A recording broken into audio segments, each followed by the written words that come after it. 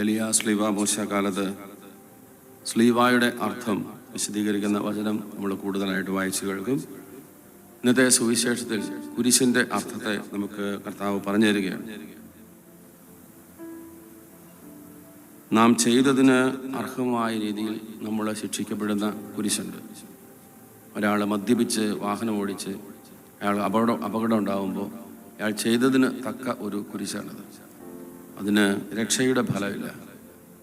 പക്ഷേ നാം തെറ്റ് ചെയ്യാതിരിക്കെ നന്മ മാത്രം ചെയ്തിട്ടും നാം കുറ്റം വിധിക്കപ്പെടുമ്പോൾ അതിന് പറയുന്ന പേരാണ് കുരിശ് എന്ന് സുവിശേഷം നമ്മളെ പഠിപ്പിക്കുക. അതുകൊണ്ടാണ് ഇത് നല്ല കള്ളനാണിത് സാക്ഷ്യപ്പെടുത്തുന്നത്. ഇവനോ അരുതാത്തതൊന്നും ചെയ്യാതിരിക്കെ ഇവന് ഈ ഗതി വന്നു.